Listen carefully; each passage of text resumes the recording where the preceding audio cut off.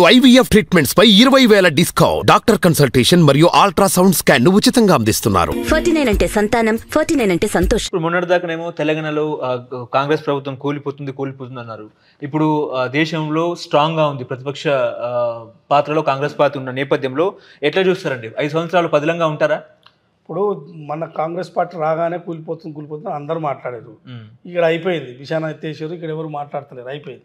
Congress party ఇక్కడ బలంగా ఉంది, బలమైన ప్రతిపక్షం ఉంది, ఎవరు ఏం చేయలేరు. దేశంలో ఇక మునుపట్లాగా బీజేపీ ఏ రాష్ట్రాన్ని పడితే ఆ రాష్ట్రాన్ని కుప్పకూల్చి తమ ఆధీనంలోకి తెచ్చుకునే ప్రయత్నం చేసేది. ఇప్పుడు ఆ పరిస్థితులు లేవు, అట్లా చేసినా ఊరుకునే ప్రసక్తే ఉండదు.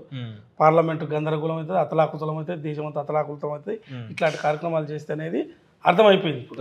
ఇప్పుడు ఏమైంది, బీజేపీ కూలిపోతుంది చర్చ జరుగుతుంది. ఎందుకంటే మెజార్టీ లేదు, సొంతంగా 240 ఉన్నాయి కదా, సో పూర్తి మెజార్టీ లేదు. ఇక్కడ తెలంగాణలో సొంతంగా కాంగ్రెస్ ప్రభుత్వానికి 65 స్థానాలు ఆల్రెడీ గెలిచే ఉన్నాయి.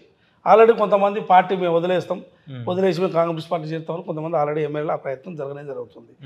ఇక్కడ బలంగా పటిష్టంగా ప్రభుత్వం ఉన్నది. సో 5 ఏళ్ళు ఇక్కడ ప్రభుత్వం గ్యారెంటీ. ప్రజలు మళ్ళీ తీర్పిస్తే మరో 5 ఏళ్ళు వస్తారు. ఇది పరిస్థితి. ఓకే, ఇప్పుడు తెలంగాణలో టీడీపీ పాగా వేసే అవకాశం ఉంది అనేది ఒక చర్చ, నిజమే అంటారా? టీడీపీ ఇంకా లేదండి, ఆంధ్ర పార్టీలు ఇక్కడ తెలంగాణలో ఉండవు.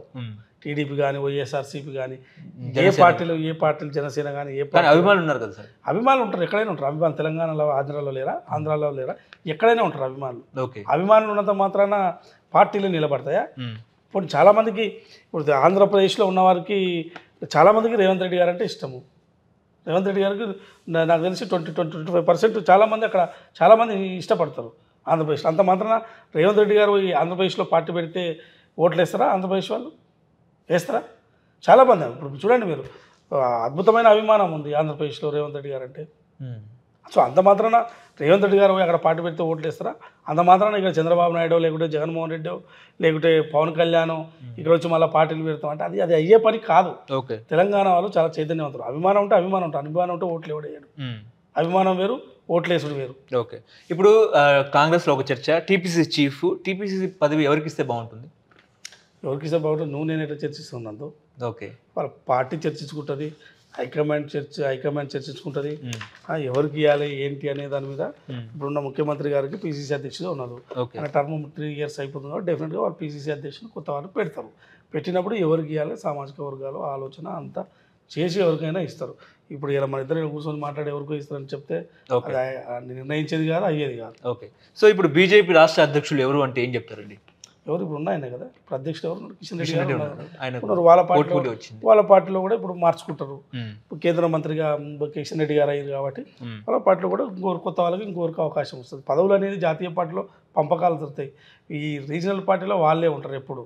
ఈవెన్ జాతీయ పార్టీ ఇప్పుడు ఇవాళ కాంగ్రెస్ పార్టీ గాంధీ ఫ్యామిలీ అన్నా కానీ పార్టీ అధ్యక్షులు మల్లికార్జున ఖార్గే గారు ఉన్నారు, రేపు ఇంకోరు కావచ్చు, ఇంకోరు గారు.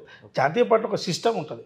సో రీజనల్ పార్టీ లాగా కేసీఆర్ లాగానో, చంద్రబాబు నాయుడు లాగానో, లేకుంటే జగన్మోహన్ రెడ్డి లాగానో, లేకుంటే పవన్ కళ్యాణ్ గారు లాగానో ఒకరే అధ్యక్షులకి అయితే ఉండరు కదా. వాళ్ళే అధ్యక్షులు, వాళ్ళే కుటుంబం అనేది ఉండదు జాతీయ పార్టీలో. అది బీజేపీ అయినా కాంగ్రెస్ అయినా పాపం అధ్యక్షులు మారుతుంటారు, అవకాశాలు ఇప్పుడు ముఖ్యమంత్రులు అవుతారు, రకరకాల వారికి అవకాశాలు వస్తాయి, ఓకే ఉంటాయి.